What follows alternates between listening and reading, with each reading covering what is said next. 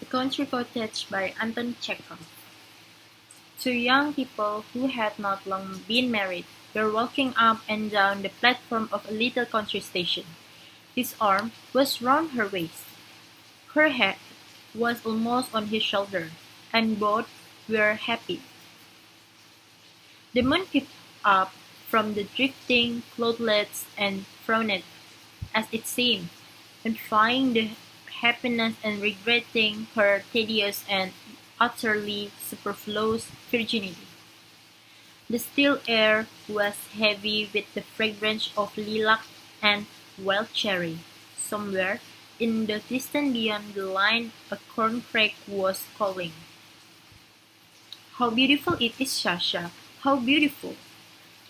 murmured the young wife. It all seemed like a dream. "See, how sweet and inviting that little copse looks. How nice those solid, silent telegraph posts are.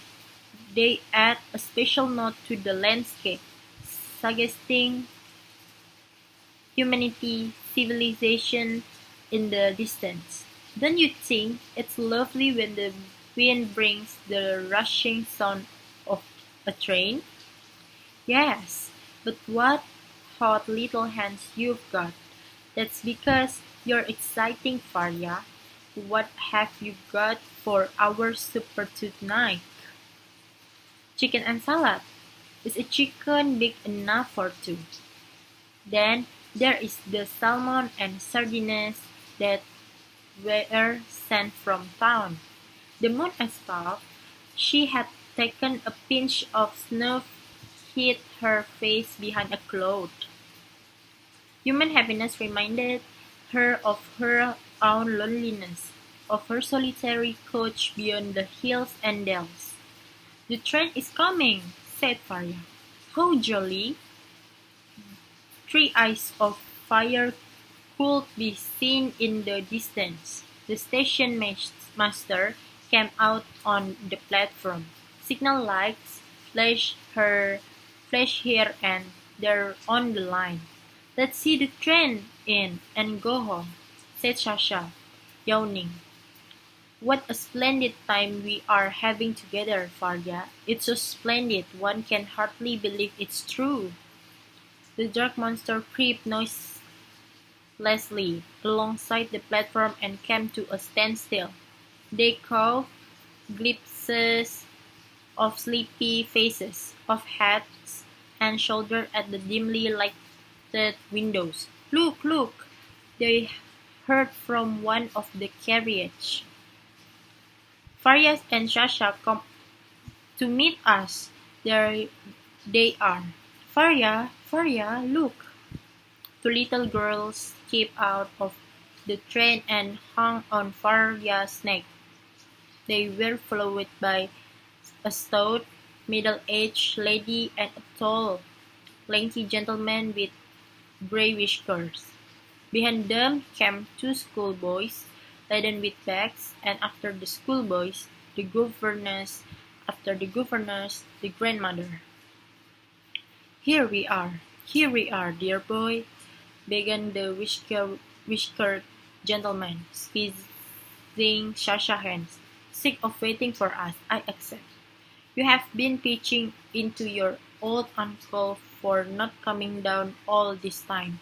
I dare say, Kolya, Kostya, Nina, Fifa, children, kiss your cushion, Sasa. We're all here, the whole troop of us, just for 3 or 4 days. I hope we shan't be too many for you. You mustn't let us put you out." At the sight of their uncle and his family, the young couple were horror-stricken, while his uncle talked and kissed them. Sasha had a vision of their little cottage, he and Faria giving up their 3 little rooms, all the pillows and bedding to their guests, the salmon, the sardines, the chicken, all devoured in a single instant, the cousin plucking the flower in their little garden, spilling the ink, filled the cottage with noise and confusion. His aunt talking continually about her ailments, and her papa having been Baron von Vintage. And Sasha looked almost with hatred at his young wife, and whispered, "It's you they come to see.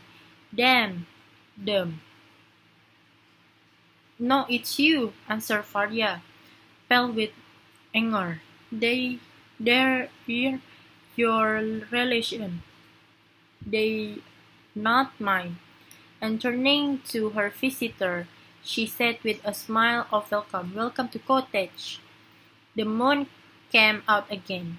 She seemed to smile, as though she were glad she had no relation.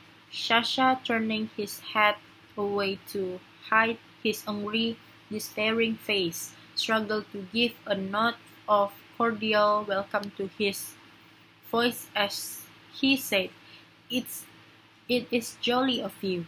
Welcome to Cottage. Thank you."